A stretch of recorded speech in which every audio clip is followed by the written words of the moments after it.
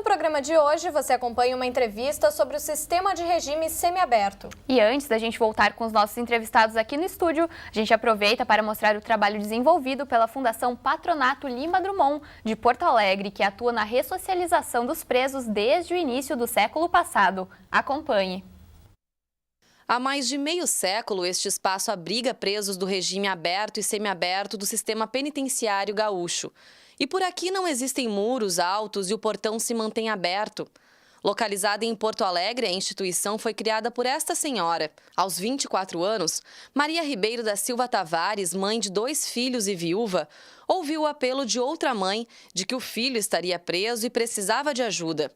Foi assim que passou a comandar o primeiro grupo de detentos que trabalhavam fora da cadeia. Para ela, apenas quem consegue se sentir aceito na família e no trabalho consegue se ressocializar. O patronato realiza um trabalho individualizado e exerce sobre os detentos os encargos de acompanhamento de execução penal, vigilância, além de serviços especializados. Grande parte deles trabalha durante o dia em empresas conveniadas. Quem ainda está à espera de um emprego ajuda na manutenção do prédio, da cozinha e na limpeza. E todos obedecem horários para acordar, realizar as refeições e para dormir. O nome da instituição foi escolhido em homenagem ao criminalista João da Costa Lima Drummond. E a fundação está vinculada à Superintendência dos Serviços Penitenciários, a SUSEP. Bom, professor, o patronato ele foi só um dos exemplos, né? Mas quais outras iniciativas parecidas com essa a gente poderia pensar para melhorar a situação do regime semiaberto? Um exemplo que eu diria assim, extremamente excepcional no dia a dia do sistema penitenciário. Claro que outros exemplos assim poderiam ajudar, mas a gente pode ver pela reportagem que esse exemplo é de uma pessoa, de uma senhora que por conta própria resolveu melhorar a situação dos presos do aberto e semiaberto. Ou seja, uma função que é do Estado, não é uma função que depende de mim, de nós aqui, é tentar resolver esse problema, que não é um problema diretamente, indiretamente é, porque a gente tem que saber que a pessoa mais cedo ou mais tarde vai sair do sistema penitenciário, a gente acaba com a aberta, a casa não interessa, mais cedo ou mais tarde ela vai voltar. E a gente tem que estar preparado para não só prender essa pessoa, mas também receber essa pessoa de volta quando sair do sistema penitenciário. E isso é uma coisa que as pessoas não se dão conta. E que medidas, César, a gente podia pensar, né, para reintegrar o preso na sociedade, além dessa que a gente deu do patronato? Uma grande forma seria o governo pensar em cursos profissionalizantes. Eu acho que a forma de reinserir os apenados seria o trabalho mesmo, né? Que o apenado teria uma expectativa além da cadeia, né? Aonde não tem, ele fica confinado ali sem uma perspectiva assim, de uma vida fora da cadeia, não vai adiantar muita coisa. Eu acho que o ponto essencial seria isso. Fornecer uma capacitação para o apenado. E, professor, que mudanças poderiam ser feitas na execução da lei da execução penal para que o sistema penitenciário funcionasse de alguma forma mais eficaz? É porque a gente até comentou, né, no bloco anterior que o judiciário, então, ele teria que cumprir a lei, né? Então, é o momento de pensar como é que a lei poderia, então, se adequar ao nosso cenário atual, né? Vou te dar um exemplo. A LEP diz, sistema fechado, a prisão tem que ter condições normais de habitação individual à cela e com mínimo 6 metros quadrados. Não existe. O preso chega esperando uma cela individual de 6 metros quadrados, com banheiro, com um dormitório, enfim, ele começa a dar risada, mas chora quando ele encontra uma coisa totalmente distinta. O Estado, o Judiciário, por mais que tente impor, por exemplo, interdições de sistema penitenciário, de casas prisionais, ele acaba dando contra o recado, porque não adianta interditar uma penitenciária se tem dezenas, centenas por dia sendo presos, não tem de colocar. A Corte Interamericana de Direitos Humanos acaba muitas vezes advertindo o Brasil, olha, você tem que tomar providências, e o Brasil simplesmente não toma providência alguma. A gente tem o nosso exemplo do Presídio Central, né? Que é um horror. Esse que o César falou é fundamental, ou seja, não tem mais sentido, como eu falava antes, ter o semiaberto.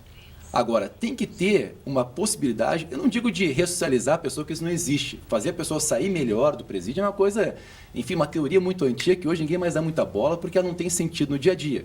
Agora, como as pessoas geralmente entram lá, são pessoas desajustadas, dessocializadas e que não têm principalmente um trabalho, uma expectativa, proporcionar que a iniciativa privada ingressasse mais nos presídios, por exemplo, dando emprego, Vários países da Europa têm montadoras de automóveis, montadoras de autopeças, de uma série de bens de consumo que os presos trabalham, aprendem a profissão e muitas vezes saem e são recontratados lá de fora por aquela empresa.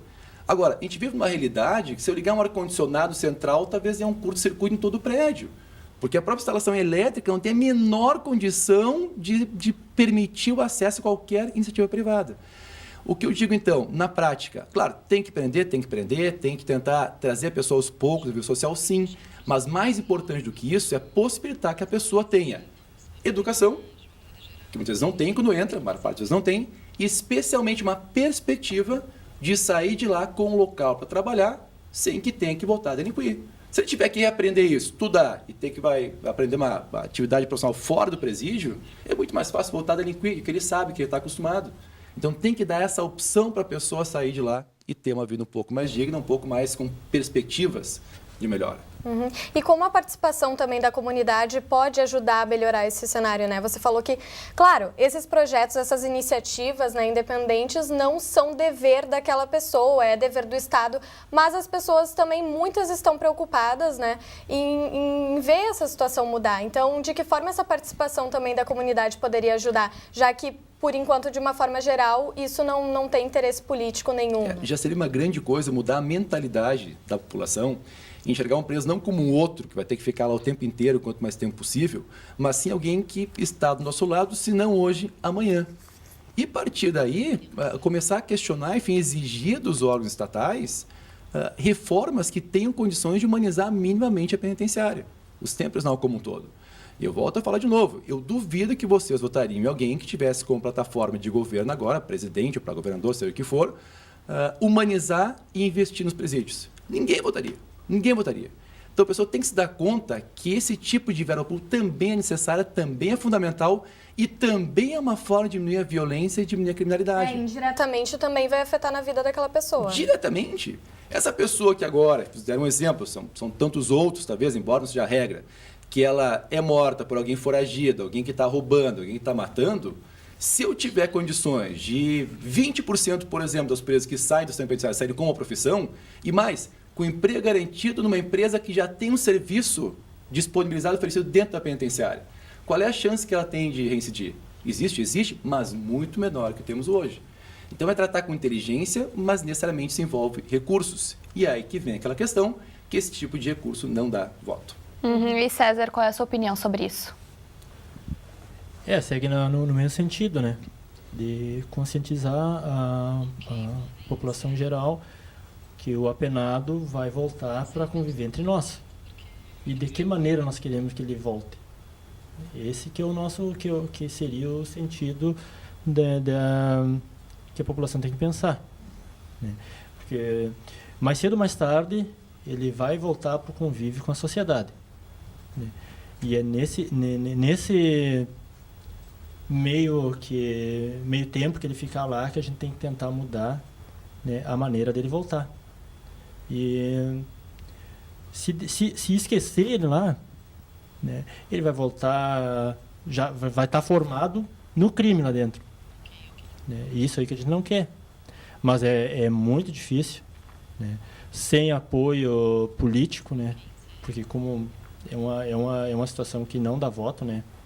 Sim, então tem muitas dificuldades e os desafios ainda são muitos, né, pela frente. Bom, a gente agradece, então, a presença de vocês e as informações. Muito obrigada. Obrigado. Obrigado. E o Conexão Unicinos de hoje fica por aqui. Confira essa e outras edições no nosso canal, youtube.com/TV Rádio Unicinos. Aproveite para participar enviando sugestões ou comentários para o facebook.com/TV Unicinos e também no facebook.com/UnicinosFM. Nós voltamos amanhã ao 12h30. Até lá. Tchau.